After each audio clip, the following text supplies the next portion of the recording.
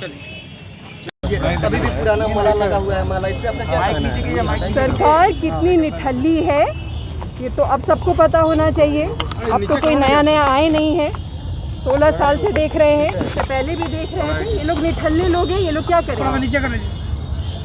विशेष राज्य के दर्जा के लिए अब जदयू बोल रही है कि अब हम लोग कोई डिमांड नहीं करेंगे, तो कहीं ना कहीं पहले कर रहे थे क्या? या पहले तो कर रहे थे वो। जितने दिन से इनकी साथ में गठबंधन से सरकार चल रही है, उतने दिन में तो मैंने नहीं सुना है कि नीतीश जी गए हों और प्रधानमंत्री जी से कहा है। जब जब इनको भाजपा पे दबाव बनाना होता है तब ये इसकी बात शुरू कर देते हैं। इससे पहले जब चुनाव लड़ा था इन्होंने 2015 में और अलग अलग लड़े थे, तब विशेष राज्य के दर्जे की बात हुआ करती थी। उसके बाद तो बहुत वक्त बीत गए हैं, जबकि इन्होंने साथ में ही सरकार चलाई है। तो ये तो सबको पता होना चाहिए अब तक कि ये नीतीश जी की, माननीय मुख्यमंत्री जी की एक टैक्टिक है, लोग समझते हैं। जातिगत जनगणना को लेकर क्या कहेंगे? इसके बारे में मैंने पहले भी कहा है कि जातिगत जनगणना को जुमला नहीं बनाना। वो एक बहुत ही महत्वपूर्ण बात है जिसकी वजह से ये लोग जातिगत जनगणना की बात कर रहे हैं। वो तो इनका ढोंग है, पाखंड है। ये सिर्फ कास्ट पॉलिटिक्स करते आए हैं। इन्होंने सोशियो इकोनॉमिक गणना पे आज तक किसी भी तरीके का ध्यान नहीं दिया है।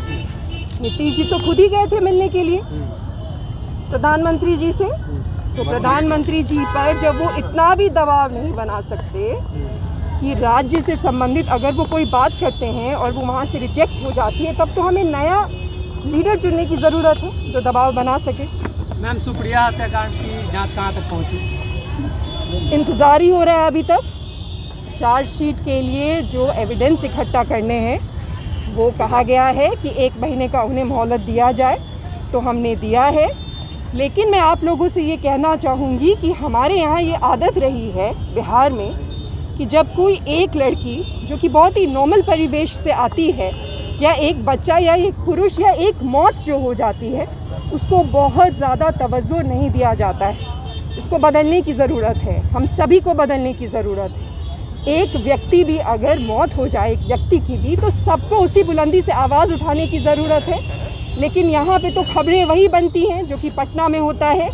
बिहार पटना नहीं है, बिहार पटना के बाहर भी है। और जो उस तरफ की जो खबरें हैं जहाँ असली लोग रहते हैं, उनकी खबरों को ज़ोर शोर से हम भी उठा रहे हैं, हम भी मांग कर रहे हैं और आप लोगों को भी मांग करनी चाहिए।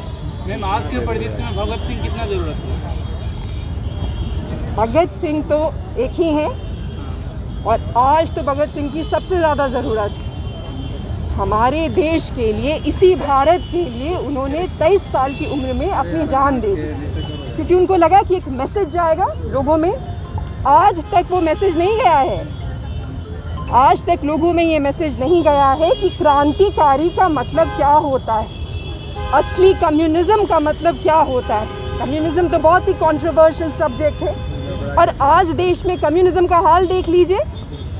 कम्युनिस्ट आज भ्रष्टाचारियों से मिल गए हैं और खुद को कम्युनिस्ट कहते हैं। तो वो हमेशा से इम्पोर्टेंट थे, हमेशा से उन्होंने जो मैसेज देने की कोशिश की थी वो इम्पोर्टेंट थी।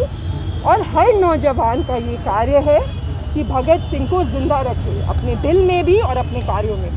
मैम, एक लाइन था भगत सिंह का जिसमें बोले हैं उन्होंने कि आप इंसान को कुचल के उनके विचारों को मार नहीं सकते हैं। इससे आप कितना रिलेट कर पाती हैं?